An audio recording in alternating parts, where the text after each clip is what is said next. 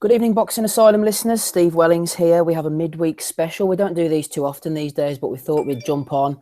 There's my phone beeping away, telling me that the Asylum's going live. I actually know. Thank you very much. Just put that to one side. Well, there's quite a few things going on, guys. We were hoping to have an interview tonight. Kurt has managed to track down Latvian heavyweight Edgar Kalnas, 27, 38 and 1. We weren't too sure at first, but Kurt assures me that it is definitely Edgar. So maybe he'll jump on the call at some point later on and we'll be able to hear his stories and tales from fighting across Europe for Eddie and Frank Warren and so on. Adam Smith's jumped off the call. He was supposed to be with us. God knows where he's gone. Don't worry though, guys. Dave Lee is here. Andy Patterson's here. And Mr. Kurt Ward is also with us. If you do want to get on, there's Adam coming back again. Give me a shout and we'll try and get you on as best we can. We're not going to hang around all night, maybe an hour and a half, whatever. We never know how well these things are going to go down. But if people enjoy them, we shall proceed.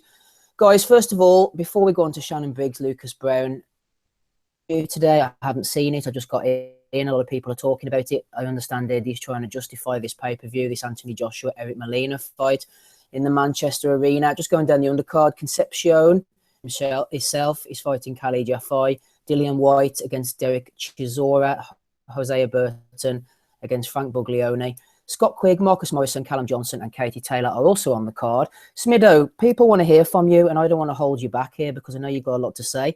First of all, not the worst undercard in the world. I'm sort of happy enough with it. And as for the main event, considering what we were going to be served up with, it could have been David Price. It could have been a lot worse. Eric Molina, he's going to come out. He's going to be fat. He's going to be exciting. He's going to have a bit of Jason Gavin about him. He's going to have a go at AJ, isn't he? Woo! Smido's buggered off. Andy, what I just said to you instead. Well, there he's back. When you go, Smido. Sorry. That'll probably last as long as the fight, won't it? Smido being on the call. I'm not as raging as some might be because, like Steve said, the undercard's actually quite decent, but it's not pay-per-view worthy. But then that begs the question: what is pay-per-view worthy? We know the short answer to what is pay-per-view worthy is, and it's only two words, and his name's Anthony Joshua.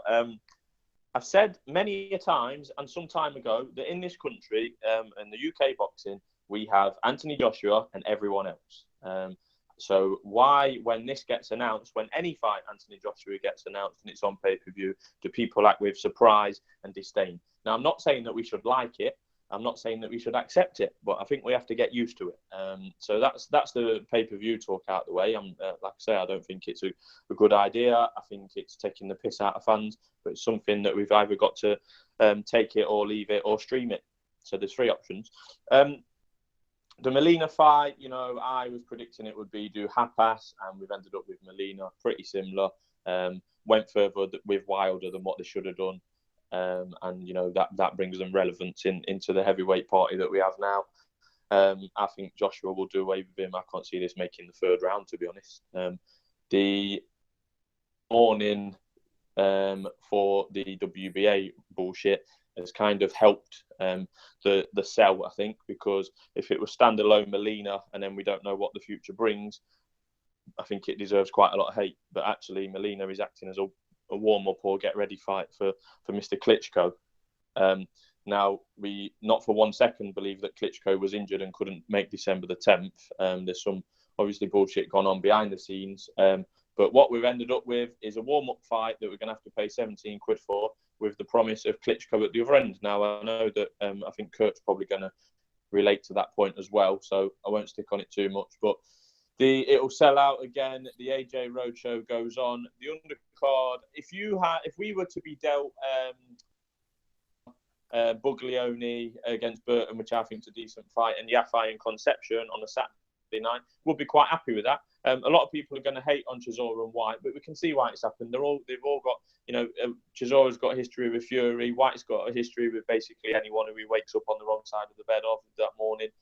It'll be entertaining the build-up. The fight will stink probably, but it's one of them that he can sell. The casuals will actually lap that up, I think. So all in all, it's going to be a good night of entertainment. But when you go to sleep that night or wake up the next morning and realise you paid 17 quid for Eric Molina to last under 6 minutes, I think you'll be disappointed.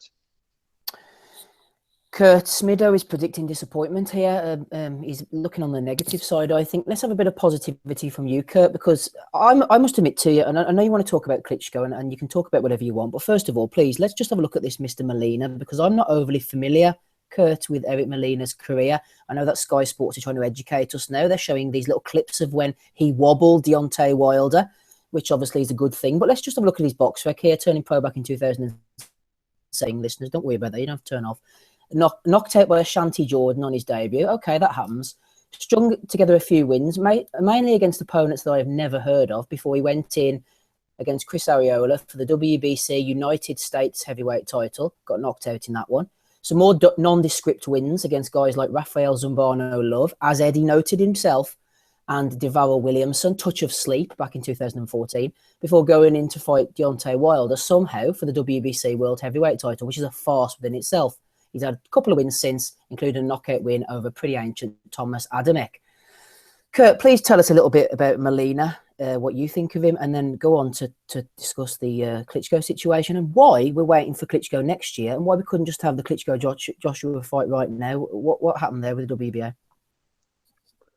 I think if you're looking at positives from Molina, he showed in the Wilder fight that, he took some punishment in that fight and he got up. He tried his best to win. I mean, that it doesn't sound great, but I mean, if you're looking at in terms of talent, he's a glorified club fighter, I'd say. But he did do well in the Wilder fight, considering most people, just like they are in this fight, are expecting him to get blown away in 1 or 2 rounds. He did shake Wilder up. To me, that I said it to Smido earlier, or he said it to me, and that says more about Wilder, I think, than actually Eric Molina. To be fair, Wilder, I think that was his first defence of his title, and I think he clearly didn't think much of Molina. He's gone on to beat Adamek in Poland. I mean, Sky obviously and Eddie Hearn are making out that's some great achievement, but let's be honest here, that's a former light heavyweight, and he actually retired. Adamek did. He retired. He's done what a lot of boxers do, whether it be the money or just thinking he's still got something to offer. He's came back and got knocked out by a guy, and he's got 2 title shots. I mean, it's just crazy when you think about it. Someone like David Tua, his whole career, who all right, maybe he's a bit overrated, but he was still a good fighter in his day and he could punch hard. He had 1 title fight his whole career, and that was against Lennox Lewis. This guy's having 2 in the space of 2 years, based on what really? He's done nothing. Chris Arreola, Big Nipple as I like to call him, he destroyed him in a round. I mean, yeah, you can say it was 4 years ago, but the fact is he tried to have a shootout with Chris Arreola and he got destroyed. He's saying he's going to come here to knock Joshua out, so he's going to want the same type of shootout. Well, Anthony Joshua's faster, he's better, his technique's better. And if he does, it'll be another 1-round job, and I don't expect that. I think Molina will be more cautious and try and just land a Hail Mary punch on Joshua, and that'll be his game plan. I think, in regards to Klitschko, I think this is just squeezing more of the pay-per-view out of Anthony Joshua, the brand that he is. Why fight Klitschko next when they can sneak in this pay-per-view? I don't even think it'll be next after this fight either. I think they'll sneak in another pay-per-view in March against Derek Chisora, Dillian White winner. I think that makes perfect sense. We're ready. Then look to fight Klitschko in the summer in one of his favourite stadium fights. So, as Smido said, Anthony Joshua could fight anyone and it will sell out. The casuals will buy the pay-per-views, and from Eddie Hearn's point of view, I can understand why he does it. I mean, you've got these people who are practically begging him to take their money. So why wouldn't he do it? The problem is that Joshua can just carry on fighting these guys, and we aren't really seeing any progress. I mean, we're hearing about how good Anthony Joshua is, and yeah, for the eye test, he does look good. But who's he facing? He's facing beached whales. He's facing guys who after 3 rounds are basically having asthma attacks. But we'll find out what he's all about when he faces someone decent. And to me, he hasn't really faced anyone. The only guy who's hitting back was Dillian White, and we saw that he gave him a good fight. So I'm still not sold on Joshua myself until we see him in there with someone. And until I see him in the ring with Klitschko, I don't believe that'll happen. And it's just going to be why make these risky fights when they can just make these kind of fights. And it's the pay-per-view thing has caused outrage, but I find it funny because we all knew it was going to be on pay-per-view, whoever it was against. And to be honest, I did think they'd go with David Price because it's like the domestic grudge match, but it was either going to be Price or Molina. So, its fans have reacted in outrage, but I mean, what were they expecting? Were they expecting a Luis Ortiz to get the shot or a David Hay? It was always going to be one of these two big bombs, basically. Would you have preferred Price, Kurt? Personally, no, I wouldn't have. I think Molina is... I can see what some are saying, that Price has got more chance of winning, but you can have all the power in the world, but if you're not going to throw a punch or you can't take a punch, what point is it? I mean, Eddie Hearn's interview today, he kind of said that Team Joshua didn't really want the Price fight because, according to them, they didn't want a one-round demolition. They think Molina will at least go a few rounds. So, I mean, that says it all about David Price. And I agree with them. I think if Molina gets hit hard, he'll go down, but he's more likely to get up and try and fight his way out of it. Whereas Price, once he gets hit, that's probably game over. And to me, Price might be a big puncher, but I think Molina's just as big a puncher. He's, at least he's hurt someone of note in Deontay Wilder, and David Price, for all his power, he's only knocked out, British level fighters. Let's be fair. I mean, he hasn't really fought anyone to do it. So yeah, that's the how low the barometer is, though. Molina or David Price. I mean, I can see why I think David Price would have sold better because of the domestic angle, but I think Molina is the more durable.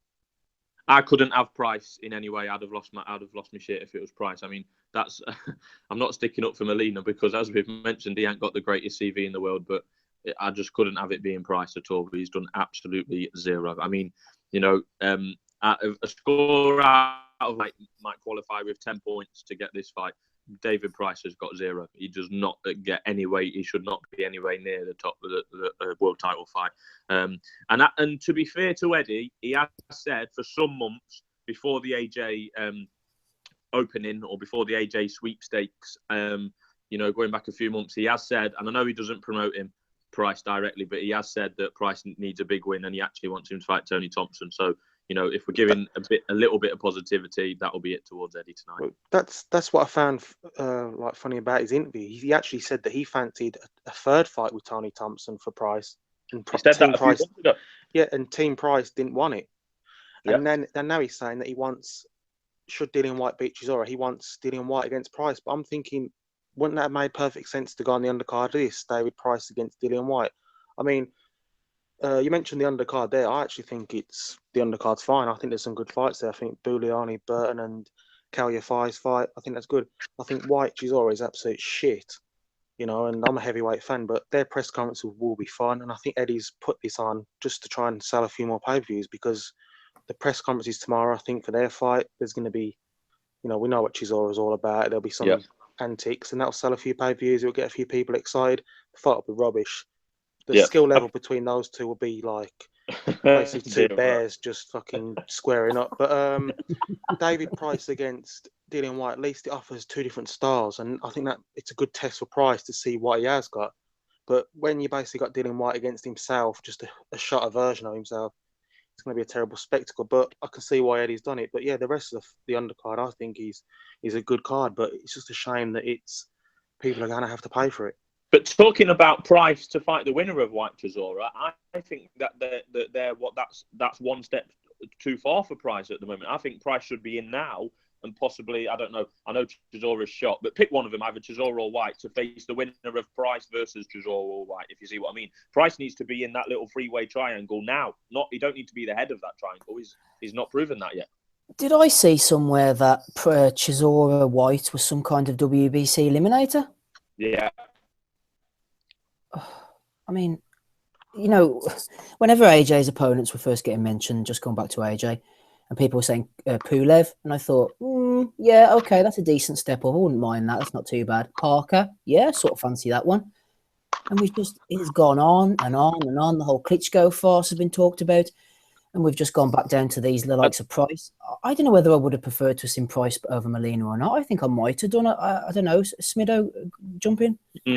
No, I definitely didn't want Price. I didn't want Price under any circumstances. I would rather have Tommy Allen than David Price, to be honest. It just not to be in there. But I mean, I think I didn't really get up today. I was falling asleep. But you know, if you do look at the landscape, there's a lot of. It's difficult to cut the bullshit.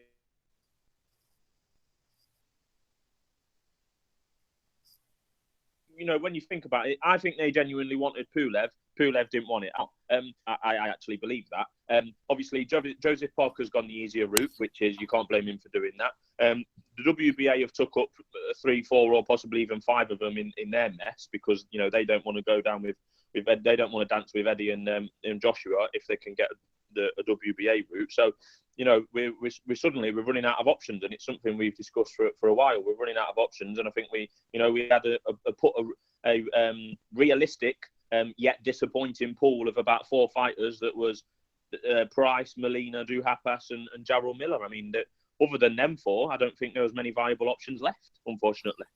Yeah, I'd forgotten about the other names, actually, Duhaupas and Miller as well. We've got Andy and Dave on the line. I'm going to try and bring these guys in now. Dave, first of all, just get your take on things. I don't want to be a hater all the time. I know we get a lot of stick on here for being negative and anti-Joshua. I don't want to be anti-Anthony Joshua. I don't want to do this. But my problem with Joshua is more of a frustration. Looks like a decent guy. He's swimming, no jokes. He can punch hard. He has a lot going for him, but his level of opposition has just been absolute. Martin, Dominic Brazil, this guy. I mean, it's just absolutely woeful. We don't know how well Joshua can take a punch at the highest level. We don't know if he's able to change up to a plan B and plan C, if his hitting people hard isn't working. We don't know what happens when he hits people and they don't go anywhere. We don't know how well his head moves, how well his feet moves. We just don't know anything about Anthony Joshua. I mean, it's just a remarkable situation that he's got here to his second defence, his 3rd world title fight. Such a raw novice, Dave. We don't know anything about him. Can you hear me? Yeah, mate, when you go. Yes. Sorry, Steve was kind of breaking up, so I wasn't sure if it was from my side or from his side. With regards to Joshua's run of opponents, I think I said it there the other day, it's probably like the worst run of a heavyweight champion since probably Herbie Hyde in his WBO days, when his second win as WBO champion, you know, when he beat like a fat shot Tony Tucker. Then he defended his title against that absolute clown Damon Reed, blew him away in 1 round. Then he fought Willie Fisher before surrendering to Vitaly Klitschko. You know, so it is a poor run of opponents, but you know, in regards to Molina, Price, Molina, I agree with Kurt and Adam Smith. I would probably lean towards Molina purely because I think he's more ambitious at this stage. He's more mentally strong and he's more durable as well.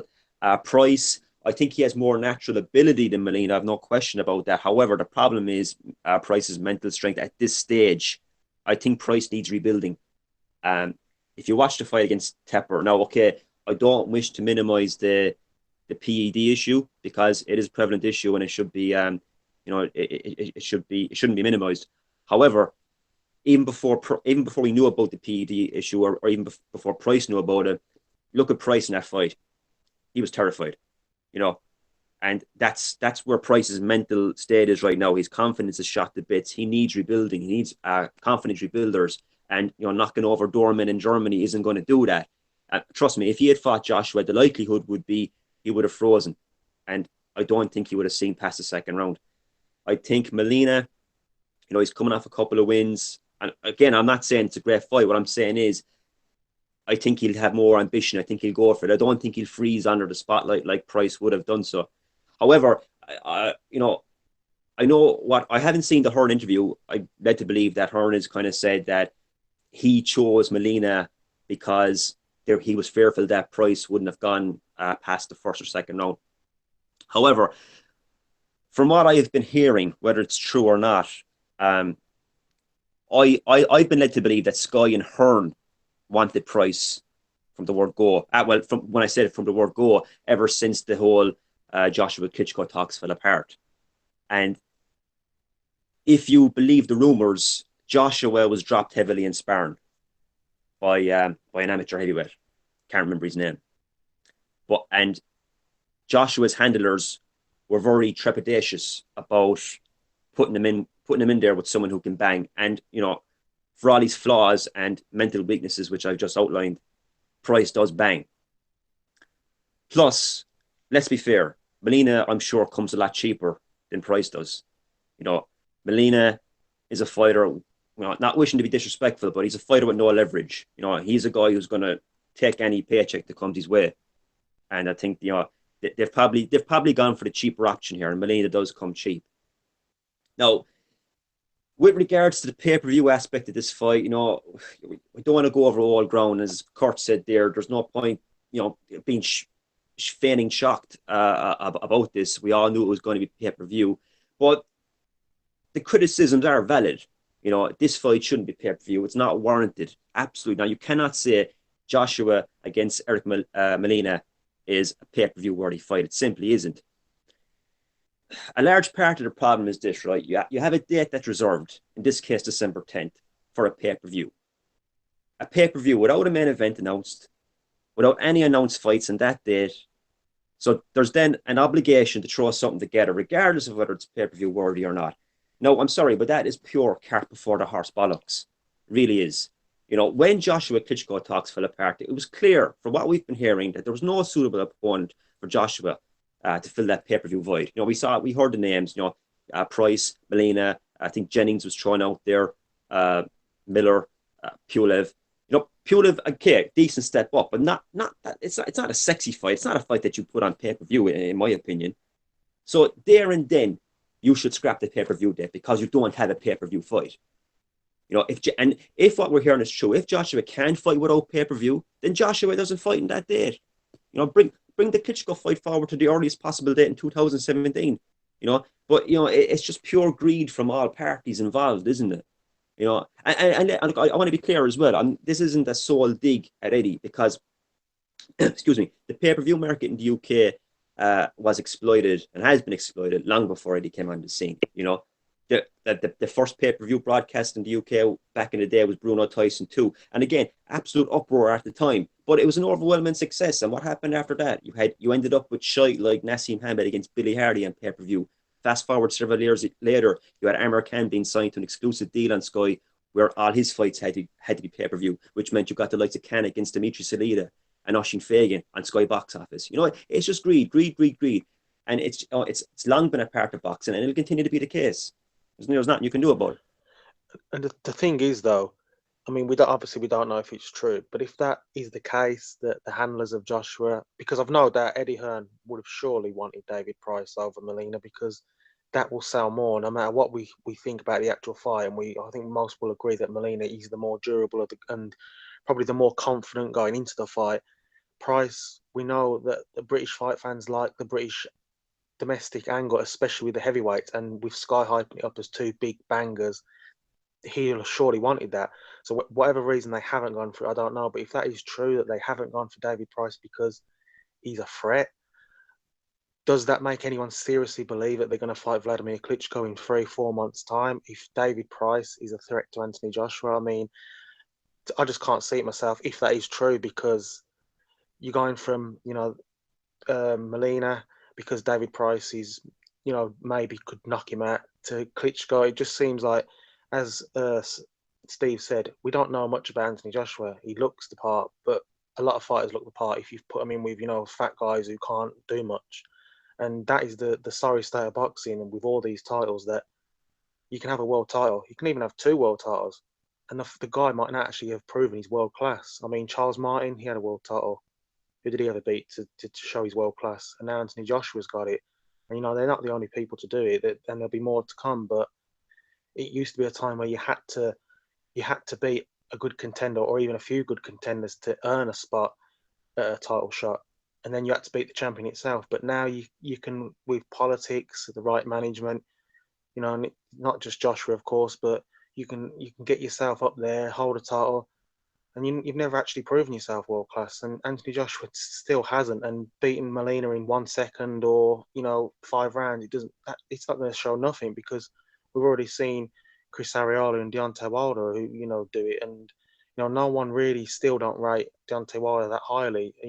He's still a bit like Joshua, got to impress and show people what he's got. And until Joshua faced someone, we just don't know about him. Yeah, Andy, I think that Joshua's wins don't prove that he's world class for me. I think it's borderline whether they even prove his European class. I know he's fighting American guys, but I'm just talking comparative skill levels. I know that we don't want to talk about pay-per-view. I'm going to start bringing in a few Twitter questions. A lot of our listeners have sent in questions. I'll ask the first one to you just to lead you in, and then feel free to go off on whatever tangent you want. But a question from Joe Gray, just regarding the pay-per-view. He says, does AJ versus Molina eclipse Bellew versus Cleverly 2 as Hearn's worst pay-per-view to date? I suppose we'll have to see what the product ends up as afterwards, but just on paper, taking into consideration the undercard and the main event, do you think it could be worse than Bellew Clev as a whole, number 2? No, really, mate. I mean, I forget it was maybe Kurt or maybe even Adam, maybe even Dave even said it as well. I'm not too down on the undercard as such because, you know, your fight against Concepcion's actually a decent fight. I did mention a couple of weeks back that I did think Concepcion was past his best, so...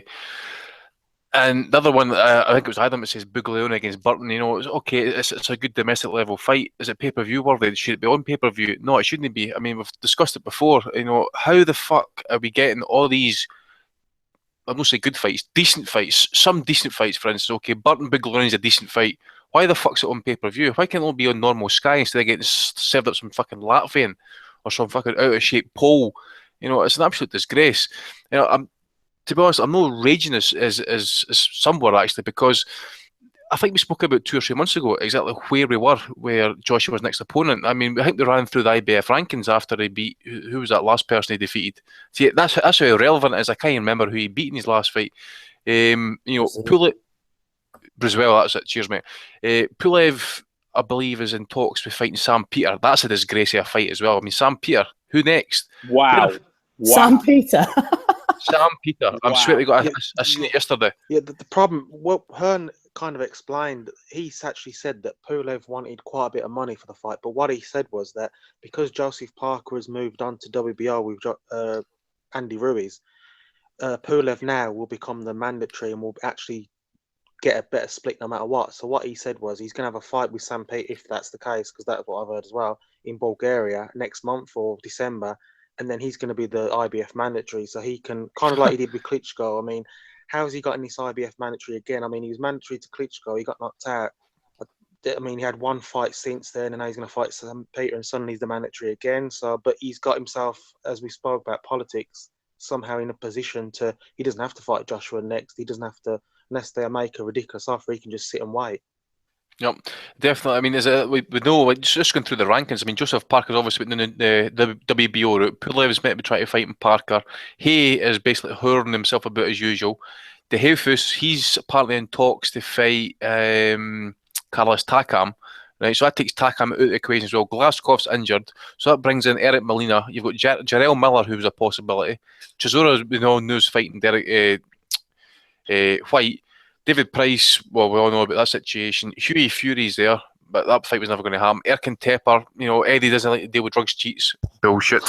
And you've got that other big guy. Is it the big, I think he's from Nigeria, but he stays in Poland and fights out of Australia. There you go, genetically perfect, but environmentally misplaced.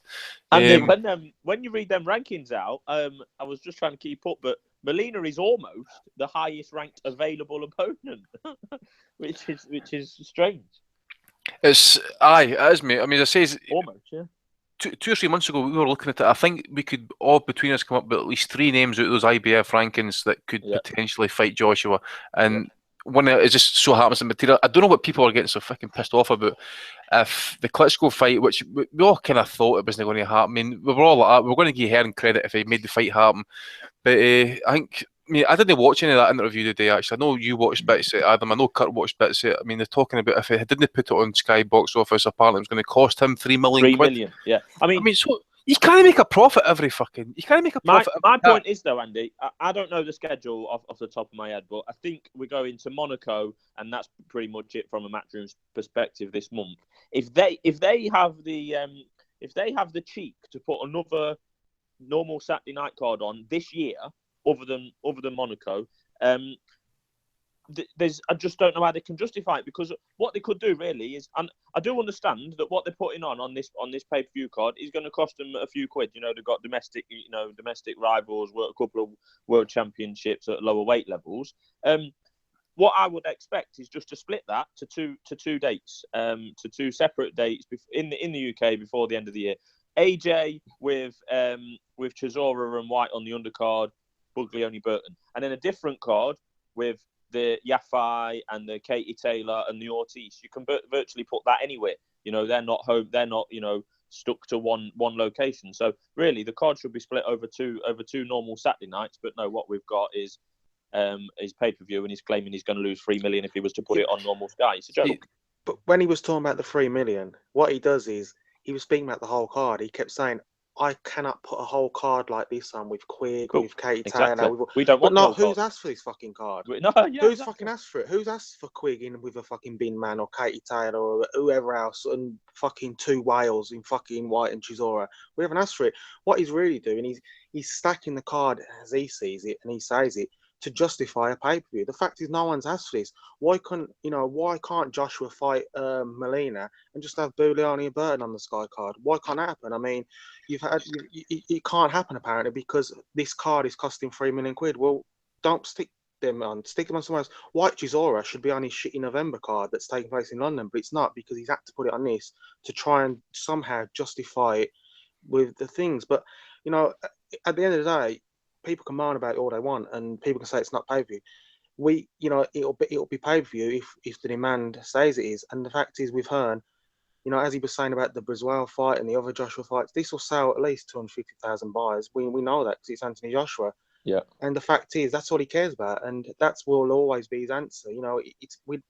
That no one expects it to do 1 million, no one expects it to do that. But as long as it covers the main costs and pockets Hearn some money, which it will, that's all he cares about. And really, fans will keep buying. And I don't like the attitude of a lot of these Matchroom fans, and I just find it hilarious that Matchroom have fans. I mean, it's like a football team, but their number one answer is, well, if you don't like it, don't buy it. Well, that's ridiculous. Or, it's only £16. That's a takeaway.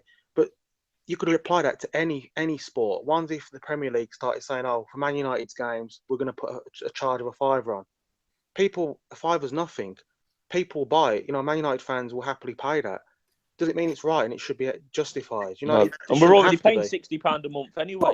Yeah, exactly, Smither. But Kurt, comparatively speaking, with what you just said there, it's like them saying, with Ward Kovalev coming on normal Sky and AJ against Molina, it's like saying you can have Man United Chelsea on your normal Sky subscription, but you have to pay for Man United's EFL Cup clash with Aldershot on pay-per-view. They're a good team, Aldershot. It's mugging fans off. But as I said, he's not, none of these guys are forcing anyone to buy it. You're buying it if you want to buy it. And as he said, buy it or don't buy it. But he knows that, a lot of these people, no matter what he serves up, no matter what crap he serves up, some people will always buy him and now happily tweet him their screenshots of their screen, with the purchase on there, because they're just fucking inbred weirdo cunts. I'm going to resist the temptation to bring Dave Lee in at that point, Mr. Pay-Per-View. We will come back to you in a minute, Dave. Andy, just before we finish off with you, actually, given the list of ranking contenders and all that you were bringing up, and Smido said was almost the only choice, it fits in with a question from Joey O, actually. He sent it in on Twitter. He says, forgetting Vlad for a second, did Hearn have a choice on AJ's next opponent, given the ranking situations? I mean, imagine if he had have announced Price, says Joey, and then he sent a lot of those little smiley, laughy-faced emojis things. Did it have to be Molina, Andy? No, it didn't have to be Molina whatsoever. I mean, I actually want to go into Molina in a little bit, but at the end of the day, I want to hear from the Klitschko side, because I really want to know what the fuck was going on with the WBA title, the Panamanian title, because that's another thing. Forgetting the Molina Joshua fight, I'm not really raging at that, because I kind of knew no it was going to be Molina or go any sort of insider information. I kind of shortlisted 3 fighters for the IBF rankings. We've mentioned it all before. My main issue was with the Panamanians making the super title bollocks. If that is the sole reason for that Klitschko fight not happening, then there's something far, far fucking wrong. Because at the end of the day, that fight doesn't need a title. That fight was for legacy. That was for Joshua to prove that he was fucking world level It was basically kind of put a fucking stake right through the heart of all these people that was saying that fucking Klitschko was shot and Joshua would walk right through him and stuff. Because I was quite confident that Klitschko still had enough about him to basically actually beat Joshua. But it was too good to be true that fight was never going to happen. Now, on to Molina. I've seen some of these 30-second videos on Twitter, and it was a comment for Eddie Hearn basically saying that I think that Molina's got some good wins. Against who exactly? Devarel Williamson? Is that his best fucking victory? I mean, as Kurt says, he got evaporated in one round against Chris Aliora. I seen Molina tweet recently that Thomas Adamek gave him 90 days, so 3 months basically, to train for that fight. But think about it, he was getting beat in the cards in that fight. He was getting he was until basically Adamek fucking ran out of juice and let's be honest, Andy, let's be honest, just sorry to interrupt you about Williamson. Deval Williamson was a reasonable, not too bad contender, barely a contender in and around the 2003-5 region. This was a 2014 Williamson when he knocked out. Sorry, carry on. No, exactly. I mean, I've been through his list earlier on the other day. There's not one single name that really jumps out to me that he's defeated. And I've seen Sky Sports yesterday tweeting out that watch, in basically bold letters, breaking, watch Eric Molina wobble Deontay Wilder. Who the fuck? Fucking Muhammad Ali. Exactly. Who the fuck isn't he fucking wobbled Deontay Wilder? David Haye did it in fucking sparring. I watched a fucking wee fat blown up middleweight when he was coming through as a fucking pro, knock him down in 3 rounds. The guy's he's shit. I said it to Peter Fury. Deontay Wilder fucking fights like an amateur. He goes back in straight lines. He's open fucking down the middle for straight shots. Okay, he's improved his offense a little bit, and he kind of uses his legs a bit better and uses a good jab. But that's all he's got. He's no fucking Muhammad Ali fucking Mark II. Andy, I've said it before. The worst thing about when Joshua fights, I try and avoid all of Sky Sports News, all their shitty articles, because literally Joseph Goebbels, he's alive and well, and the propaganda machine is just the worst I've ever seen. And it's just going to be on, and Johnny Nelson will be. Johnny Nelson has already put out an article titled "Molina the Messenger." I mean, as soon as I saw that title, I just fucking vomited in my own mouth and just switched it off as quickly as possible and just got that diarrhea off my screen. I mean, it's just hideous, but. This will keep happening, and like you said, until we see him in with the ring with these guys, with Eddie Hearn, a typical promoter, it's always the next fight. Oh, this fight's shit. Yeah. But buy it because the next fight will be Klitschko. Then in March, when it's Derek Chisora or Dillian White, it'll be, oh, this fight's shit, but Klitschko didn't want it, or Klitschko's injured, and all these other guys don't want it. Buy this fight. We promise next fight will be a big one. I mean, it's always the same. Why can't this fight be the big one? The same with Kell Brook. Remember, he always said that, after this mandatory, we're going to be fighting Timothy Bradley, we're going to be wanting Vargas, we're going to want Marquez, we're going to fucking want all the big names, and we get fucking Jojo Dan, Frankie Gavin, a fucking Machete, and Kevin Busy. Yeah, but I still maintain we ended up with Triple G by accident because he was already booked. The plane was already booked. The check was already written to Triple G. That happened by accident, and then he wants credit for it. Alex, it's good to hear from you. You're going to love me because I want you to help me now. Let's sort out this WBA situation together because I'm having a little bit of trouble trying to work this out, right? As far as I know, right, Shannon Briggs and Lucas Brown are fighting for the WBA regular belt, okay? And then the winner has to fight Fres Oquendo within 120 days. Oquendo was originally supposed to fight Brown, but he's injured. So he will then fight the winner of Brown against Briggs. Then the winner of that will fight the winner of Klitschko Joshua for the super title. Is that right? Need to remember also, just before you go there, Alex, I think Ustinov could be fighting for the interim title as well. It's like the fucking Crystal Maze. Richard O'Brien, help us out. Is he still living? He died, didn't he? Through had AIDS or something like that. I don't know. Still probably high in the WBA rankings, he'd be. Yeah, I mean, it's just we've gone over the WBA before, well, Panamanians before, and I mean the practices of all of the belts and the organizations and how they really just milk as much money as possible. But the Panamanians are really just, they're the pinnacle of it. They are the absolute fucking scum nastiness that we know they are, and they're proving it in this absolute farce of a situation with the heavyweights.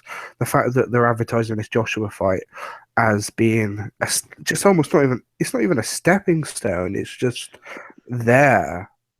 before we get this big Klitschko fight. Because apparently. they can.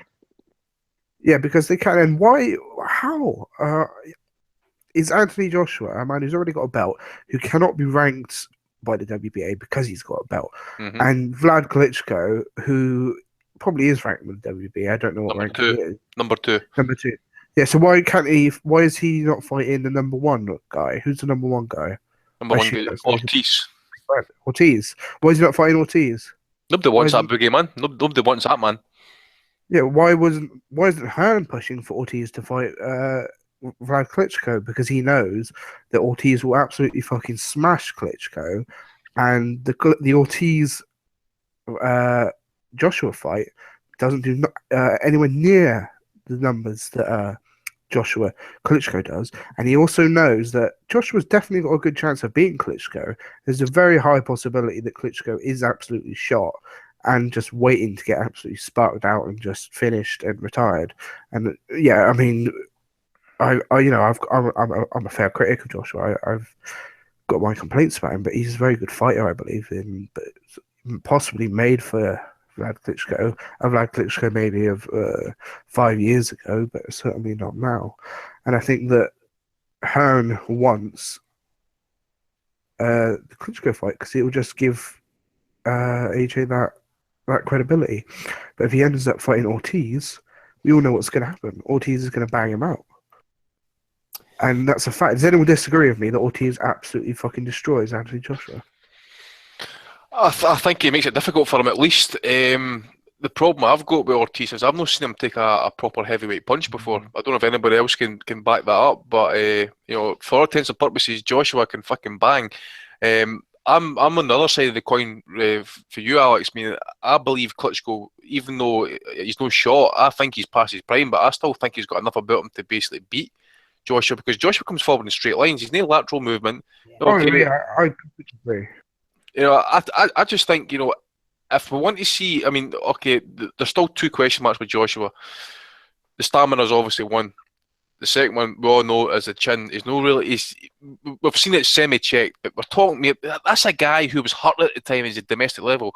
Let's see what he's like against the top guys, Ortiz, Klitschko and stuff. I mean, just going down those Panamanian rankings as well, those are a fucking dog shit. I mean, number 15, Huan Hongjiang for China. I mean, fuck's sake. Trevor Bryan, never heard of you, mate. Fedzov. Why is Briggs even ranked? Why is Briggs even fighting for a title? Well, who's he fucking beat? Nobody, mate. I mean, it's just the fact he's picking up these international, intercontinental bollocks titles and stuff. But I tell you, the reason why this situation is so fucked, I said to Donny the other week that Donny's like, oh, the WBA are trying to sort this shit out. No, they're not. They just fucking created another title there. I counted it today. They've got if this Klitschko fight happens, Briggs Brown, if that happens, that will be 33 title holders who could claim to be a world champion. Right, so there you go. You've got 33 fighters who could claim to be a world champion when you've only got 17 weight divisions. It's a fucking farce. Again, that was the point. Go on. Sorry, Alex. That was the point I was just going to make there. I mean, the fact that Shannon Briggs and Fraser Oquendo in 2016 are contesting any kind of title in the heavyweight division is a travesty. Those two guys should have been consigned to the heavyweight dustbin a long time ago. I mean, Oquendo, what's Oquendo done? He hasn't fought in 2 years since he got his ears boxed off by a past his prime Ruslan Chagayev. Shannon Briggs has gone on a run of fights against God. I mean, absolute. Because he won a court case, isn't it? He won the court case against the Russians, Chagayev, because they were accusing him of didn't he fail a drugs test or something? And but have you seen? I'm just after putting Briggs's record up here on BoxRec. I mean, that picture must be 25 years old. It is, yeah. It is actually, yeah. Have you seen the list of numpties that he's beaten? Okay, he's gone on a win streak, since 2014. But Jesus Christ, some of the guys he's beaten. I mean, one of the guys, Zoltan Petrani, right? This guy was 50 when Briggs beat him. Now, Petrani in his prime was dog shit. I remember when he was brought over to the UK to fight Danny Williams on the undercard of Hatton Zoo, and he was an absolute embarrassment. He was one of the worst imports I've ever seen. This is the standard that Briggs has been beaten over the last couple of years. How does he find himself in the mix of a world title? Have you seen the videos of his fights? That you can see his knockouts. They're literally in school halls and shit, and like Yeah, pubs. dingy little bingo halls, and Yeah. gymnasiums. I mean, how is he in any kind of a mix for a world title? I mean, it just reflects badly on the WBA, really. But it's just this is why I just think forget all these bouts. We know the number one is, or in most cases, we have a fair idea who the number one is, or the top couple of guys. All these fake world champions, I just think you just forget about them, because the journalists, the writers, they're going about world champions, or a guy holds about as if it's some relevance. You're going to have potentially Shannon Briggs maybe holding a world title, 45-year-old. The last time he fought a top 200 ranked guy, Vitaly Klitschko damn near put him in the cemetery. I mean, that was a 42-year-old Vitaly Klitschko as well. I mean, Shannon Briggs, he's a dinosaur now. Let's be fair. I mean, we had him on the show. Nice guy. He's obviously after the Klitschko fight. He's after a payday. He's desperate for money. Now he's somehow found himself in this situation where he's getting a touch. I honestly thought when I saw the poster, because there was rumours of it last week, but I just thought it was a load of rubbish. When I saw the poster of it, I just thought it was a joke, and not a funny joke, just a horrible cancer-ridden joke. I mean, it's the worst you can see. I mean, Lucas Brown, a fucking Aussie dormant against Shannon Briggs, a fucking asthmatic who after one round can't breathe. I mean, I tweeted a sarcastic tweet to the WBA saying they had a chance of getting a little bit of credibility back by maybe sanctioning a Luis Ortiz against Klitschko, or the fight don't happen, it's not their fault, but if they sanction it, but to sanction their title on these two fucking fat old bums, it's just embarrassing. Who cares about that title? Why do any fighters even care about it now? And why do fans hold any relevance to any of these titles? I mean, David mentioned earlier about Herbie Hyde. I'd say the one thing about him, he was fighting for the WBR title when no one gave a shit about it, apart from a few English people and Frank Warren. That's what these titles were now worth. It's basically the WBO 1994. Absolutely no one gives a flying fuck about it. Gilberto Mendoza, he should be embarrassed. The casuals do, that's the problem. There's an argument to be made that being the regular title holder actually closes doors to big paydays, because you don't fight the upper echelons and you end up fighting Frezequendo and the likes like that. I mean, as we're going off topic a little bit, but as we've said all along about these titles, it is not going to stop, because the fighters will accept them, as we've seen. The promoters will accept them, as we've seen. The fans of that fighter, not us, but the fans of that fighter will accept them. The journalists will accept them. Sky Sports will accept them. There's no way of stopping it. There's no way of stopping it. And even when they do, I mean, it's so rare that the regular fights the super titleist. And even when that does happen, like we had Alexander Povetkin fight Vlad, when Povetkin held the regular. As soon as that fight happened, they just made another regular belt. What's the point? See, I think Kurt was being slightly kind of a wee bit harsh on Lucas Brown. I know he's not the greatest, right? But I've said it a couple of times on the regular show and stuff.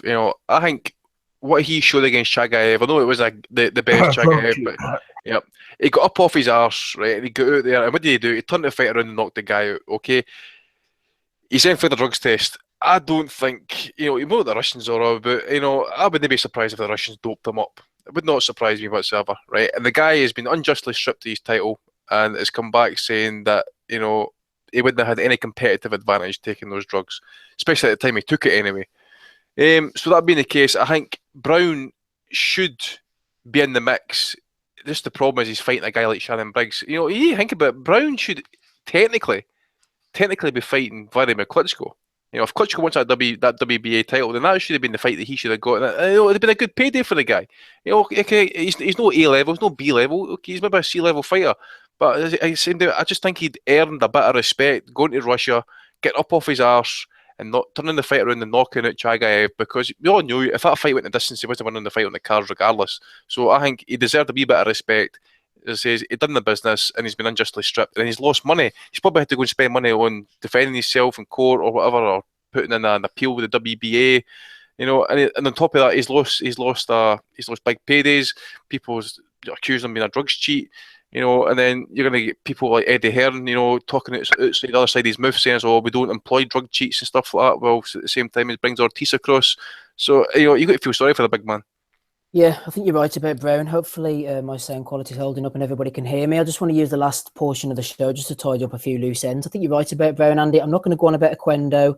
not going to go on about Shannon Briggs. I've made my feelings known about those guys over the last few months. But a lot of people are mentioning Luis Ortiz, and I just want to try and clarify where he lies, especially with his agreement with Matchroom. Actually, as Lee Num Tapestry was asking us, Ortiz is now contracted up to December the 10th.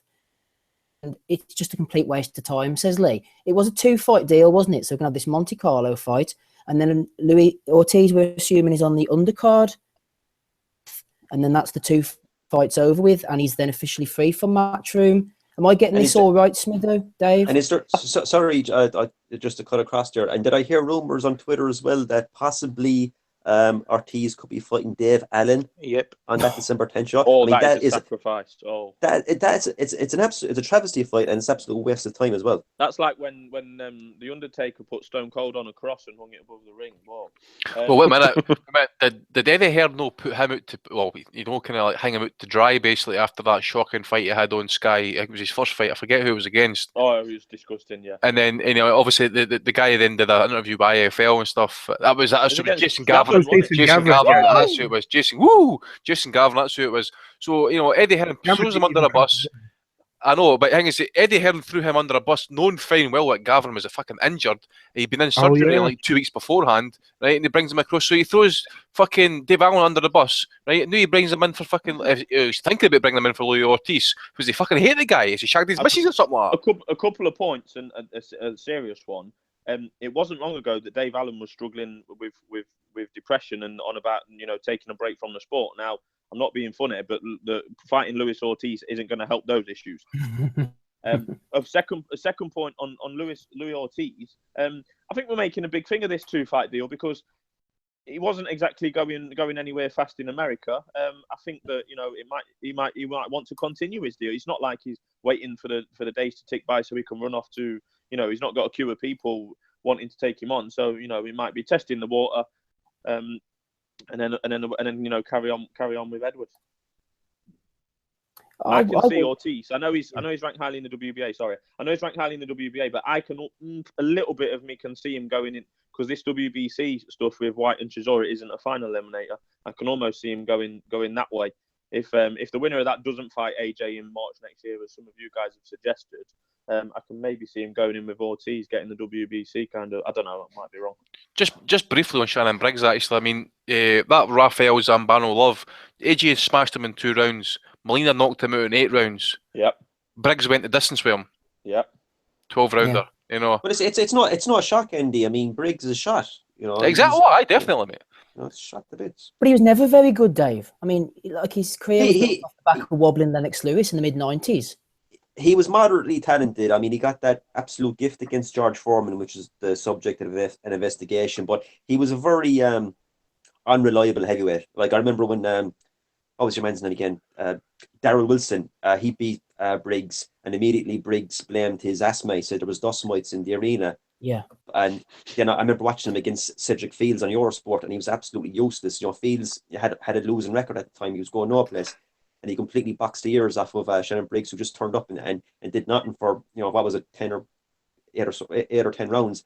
I mean, he's been very hot and cold, very inactive. But as you said, he was never like a premier heavyweight. And now that he's far into the twilight of his career, I mean, he's not getting any better, obviously.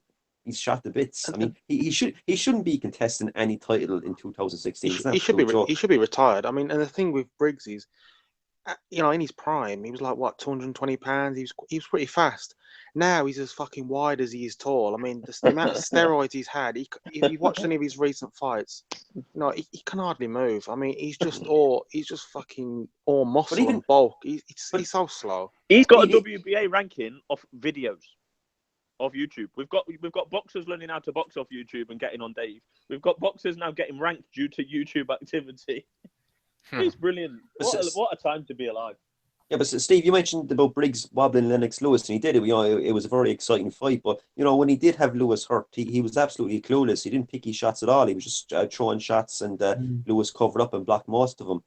But just going back to Kurt's point there, I mean, Kurt was talking about the WBO back when Herbie High had it and how it was seen as an irrelevant belt, which was absolutely true. Kurt is dead right there. But let's be honest, the WBA for the last few years, ever since a federal judge stripped Lennox Lewis of the WBA title back in 2000, I believe. And Don King got his clutches on the WBA belt. That belt's been irrelevant. You know, you had the likes of Valuev, Ruiz, and Chagiev contesting it on and off. That's a merry-go-round, weren't it? A merry-go-round with King. You know, and King and he put the WBA on all those WBA heavyweight title fights on his King Vision cards. Then David Hay beat obviously Valuev for it, and he fought Audley Harrison. So you know, but wait though. Vlad beat Chagayev, who was actually champion in recess at the time, so he was actually the more legit champion because he was injured. I think he had the Achilles problem. So because you know, but this is what people were talking about. You know, people mentioned that when Haight fought Valiev. No, sorry, when Vladimir beat Chagayev, he was a WBA champion, but somehow Valiev still had the title.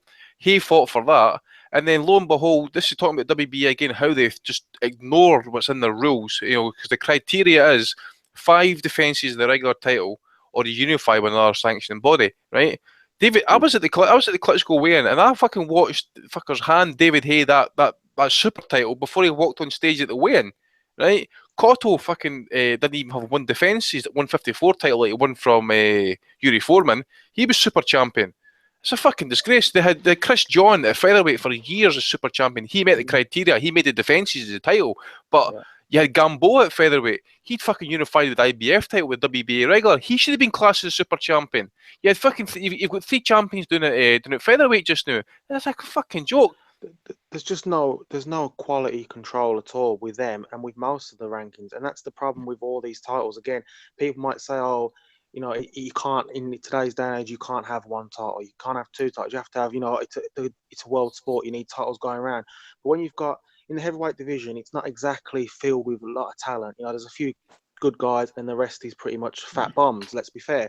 And when you've got 4 titles and they've all got rankings of 15, I mean, go and have a look at them rankings. I mean, some of them you've either never heard of, or you got likes of Shannon Briggs still going in there. And that's the problem. If you had just one set of 15 rankings, it'd be so much better because the talent at least would be there, and people would have to beat other guys to deserve a shot. Whereas when you've got, like, I mean, as Shannon Briggs has proven, if you're a boxer, why do you have to fight anyone decent where you can just sit on your ass or fight in tents against fucking, you know, fat guys who are there for a sandwich and get a WBA title shot? WBA $1,000,000%. WBA rankings are. But it's I mean, go on. Sorry. I was just going to read out WBA rankings. So you've got this is the top 15 in order: Louis Ortiz, Klitschko, Brown, Ustinov, Briggs, Oquendo, Hay, Manuel Cha, Jarrell Miller, Trevor Bryan, Kubrat Pulev, Andrei Fedzov, Derek Chisora. What do you hear this one? Guillermo Jones. Yes. And Yun, and the Chinese guy, Yun Longzhang. Yeah. He holds that WBA Oceania title, so that's where you got a top 15 ranking there. You mentioned Chagayev, didn't he defend it against Matt Skelton back in the day? Was that the WBA? He did, yeah. Yeah. He also fought Calimere as well. I think he fought and knocked him out or something. Yeah, but I think from when Lennox Lewis got stripped till when was it? Till David Hay David Hay fought John Ruiz in his first. Ruiz, Valiev, and Chagayev were involved in every single WBA heavyweight title fight for like 9 years. I mean, that's incredible. I think you had that brief period where obviously Roy Jones won the title, didn't he? And then I think Tony beat Ruiz, but it was later declared a no contest because Tony had a steroid or something. But even in that fight, even when there was a champion, Roy Jones, John Ruiz was involved in the fight, and then John Ruiz got the title back. Then he lost to Valiev and swapped. Ruiz was like Jason Voorhees, no matter how many times he got beaten, he just kept on coming back. He just reared his ugly head. Listen. Speaking of Oquendo, if anybody hasn't seen it, well, I don't advise you to. But Oquendo against John Ruiz, without question, the worst heavyweight title fight you'll ever see. No, don't tell people to watch that. It's absolute.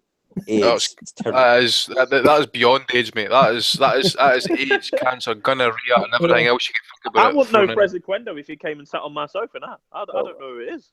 If you have a WBA title, you might sit on your sofa. Hold fire, guys. I just want to bring Alex in here. Actually, Alex, I want to get your opinion on the White Chisora fight. Actually, question from Kevin Watson. He says, "Why is everyone getting hard-ons over White versus Chisora? Fair enough. The build-up will be entertaining, but has nobody ever watched them? What do you think about Chisora White, Alex?" I said it the exact same thing when it got announced for this card. I said that just look at their recent form against the opponents they fought. They fought absolute dross.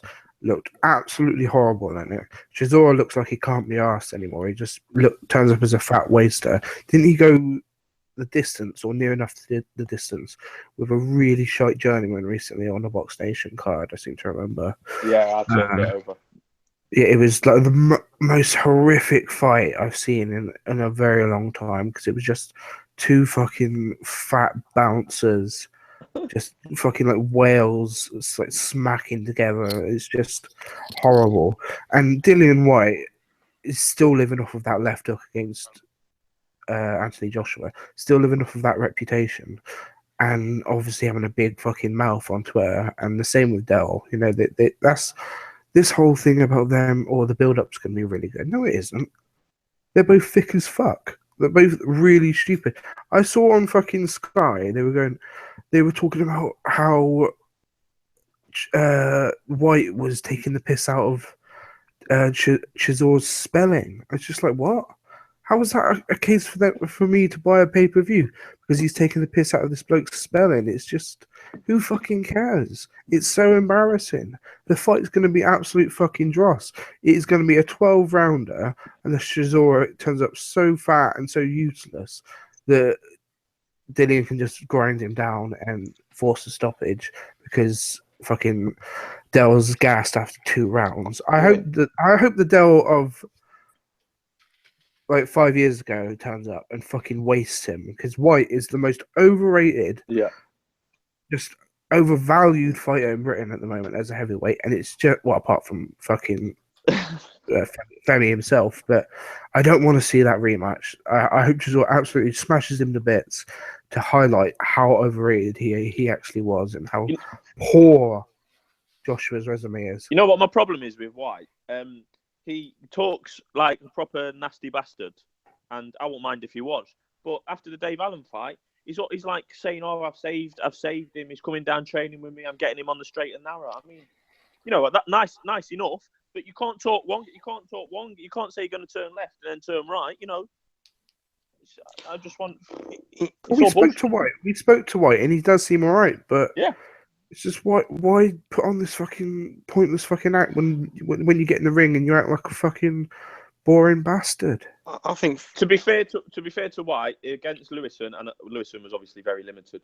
At least he moved a little bit and jabbed a little bit. I know it's not groundbreaking stuff for a professional boxer, but at least he did that. He was showing signs of improvement, and maybe he was injured before, but I think he'll beat Chisora, but I would love Chisora to bite his head off. You're just talking about 2 guys, though. I mean, I've never seen 2 fucking professional boxers who can't throw a right hand. Ever play Street Fighter and see Dalsin with his stretchy arms that just spin around? Yeah. Their right hands, they're like windmills, but they can't throw a punch. And I like both guys. I think they're all right. And I like to call this fight shot versus shit. I mean, Dal Boy is whatever prime he was, I mean, he was never great, let's be fair, but, he always was willing to fight anyone. You got to respect that. He'd fight anyone, no matter where it was. And Dillian White, I think he's the same kind of guy. He will fight anyone. And it's just that their styles are just horrific. You got 2 guys who, they're just going to be out of shape, can't throw a right hand. Chisora just chugging forward us like he's in treacle. Dillian White just can only use his left hand because his right is just non-existent. And it's just going to be horrible. And, Dillian White isn't the big puncher they make out. Joshua's just not got a great chin, in my opinion. Derek Chisora has never been a puncher, so it's going to go whatever was its scheduled, 10 or 12 rounder, and it's just going to be horrible. And it's going to be one of those fights where you just go away and just wait for it to be over. But it's just like the Lewis and White fight, which I only watched 2 rounds of anyway.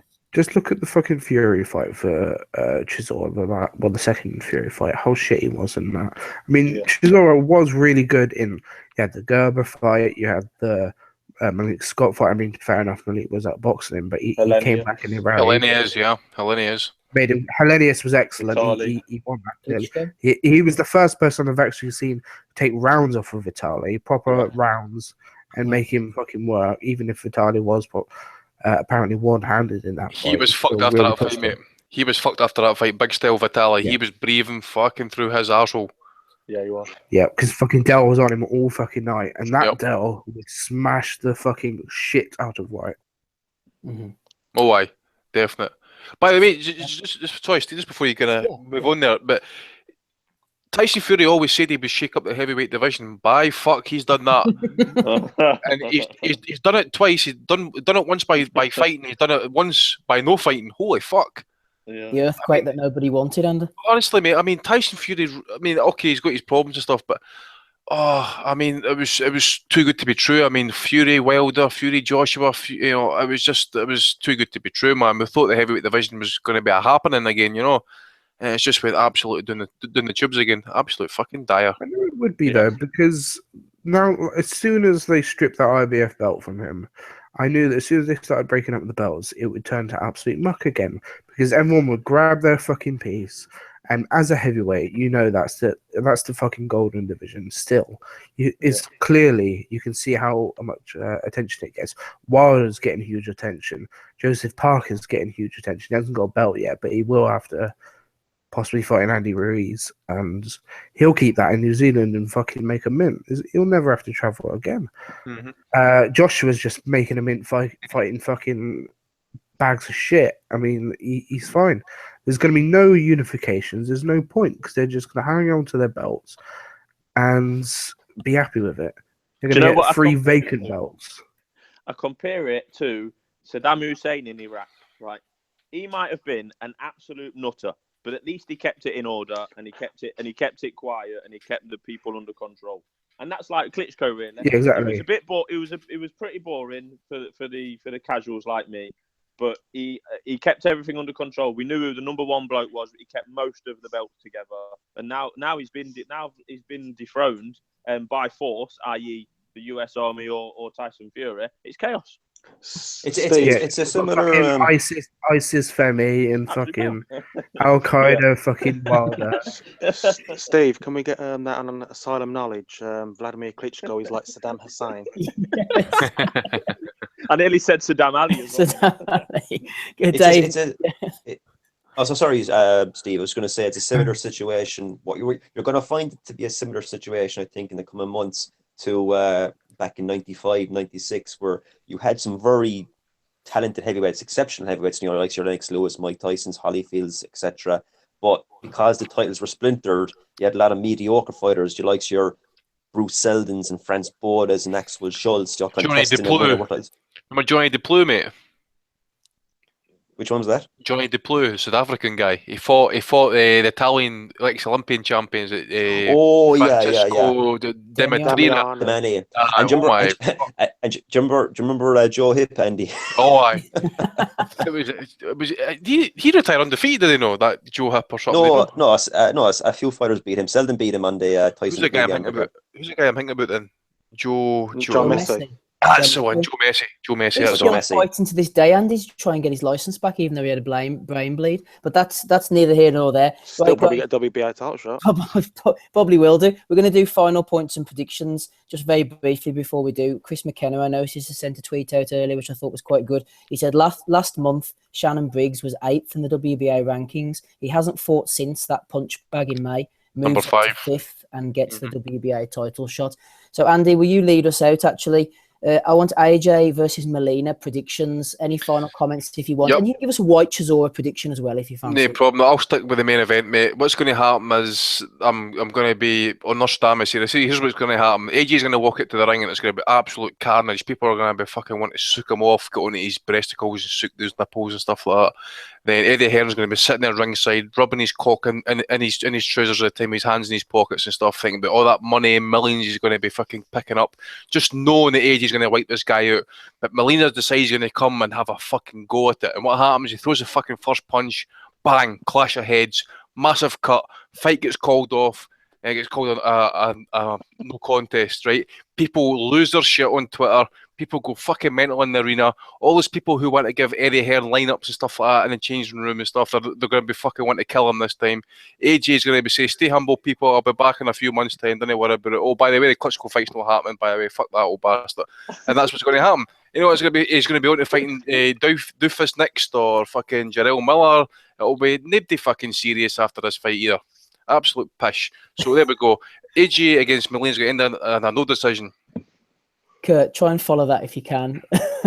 Well, I just like the thought of Anthony Joshua and the stay humble at Malarkey as well, when basically Eddie Hearn basically said today that he's a pay-per-view fighter and he's not going to fight for a certain amount of money because he can make basically 3 million quid. So, stay humble, folks. But Joshua, probably about 5 rounds. I think Molina won't be very.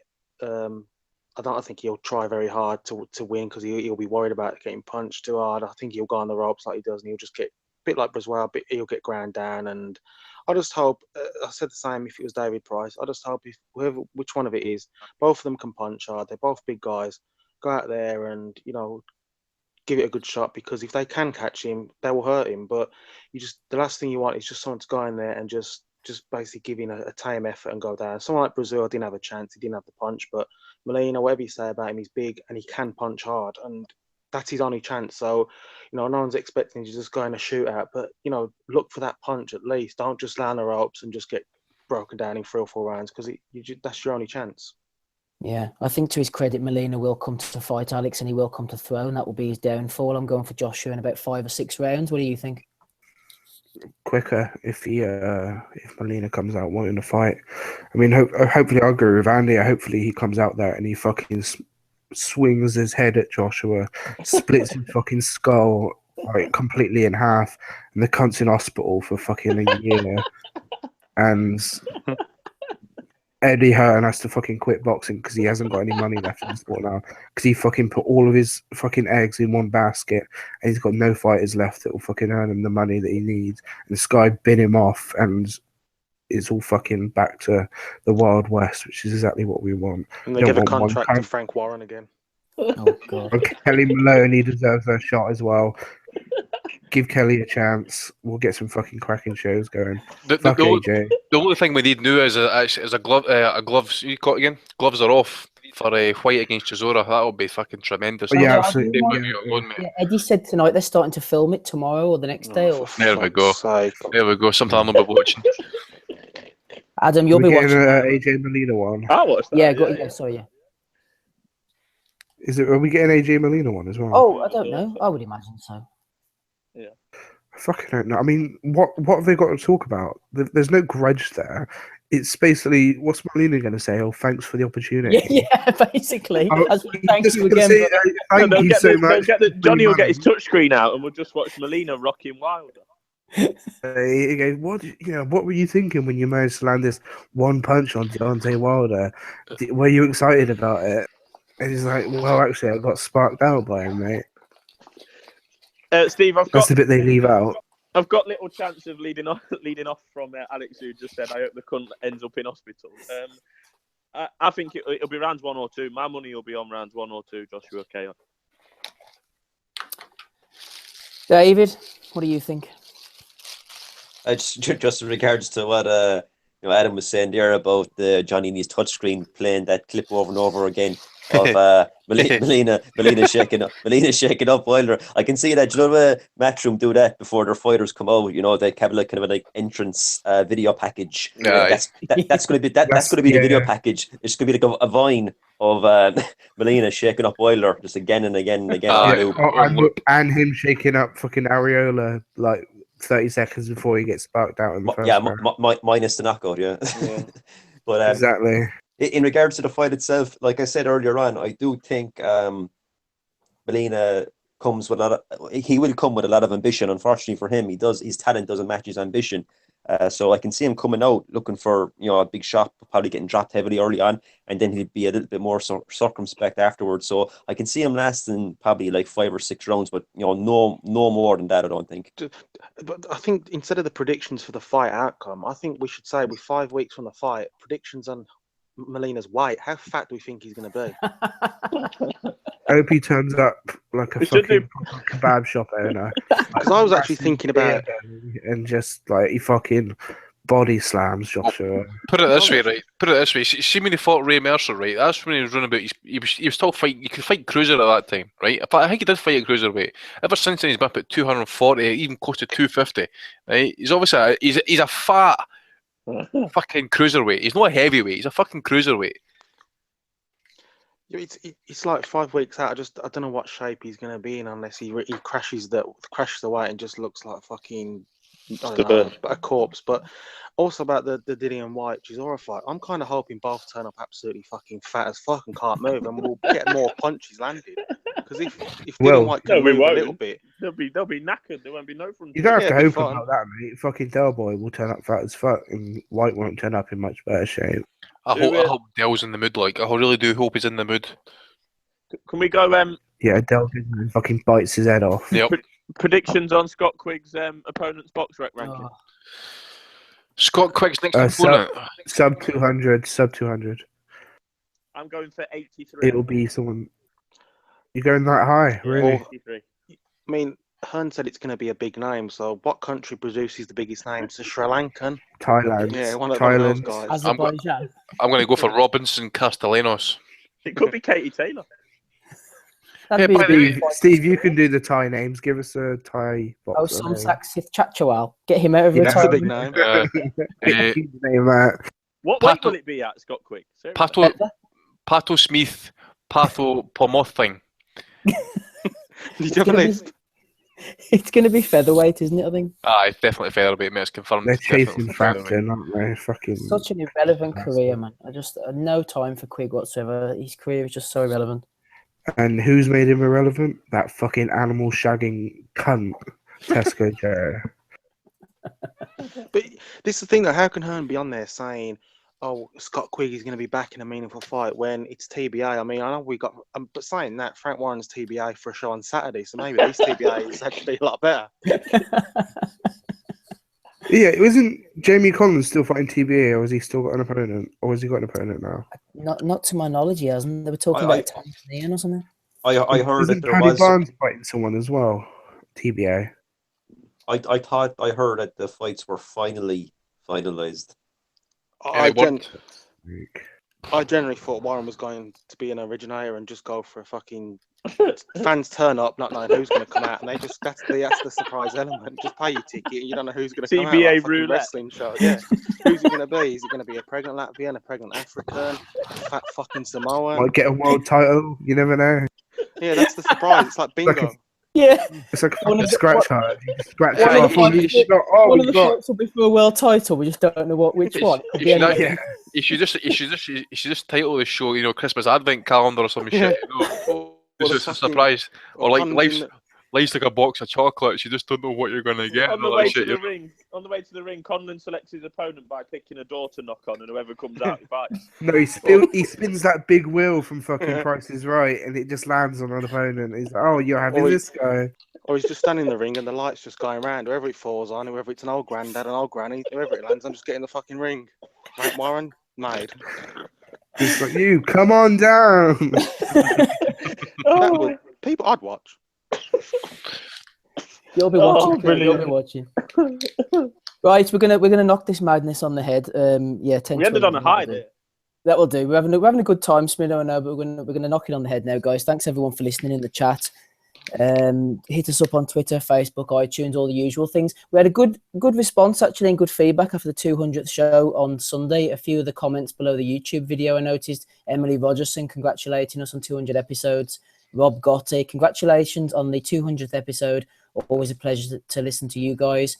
Owen J, found you guys a year ago, barely missed an episode since, blah, blah, blah. And then TWW36MUFC says, dying on its arse. So thanks very much. Is that fucking Frank Warren? Because Paul's gone, that's why. TWW is a fan of Paul Press. That's fucking Eddie Hearn, that is. That's fucking Chisora trying to make weight for the fight, trying to walk to the ring. Pray for press pass. Pray for press pass. Right for press pass. Right, thanks very much, guys. We've had Dave Lee on the call. Thanks for jumping on. The Housewives' favourite, Dave Lee. Adam Smith, Alex Morris jumped on with us. Andy Patterson, Kurt Ward. I've been Steve Wellings. We'll speak to you on Sunday evening, guys. Thanks very much. All the best. Bye. Peace.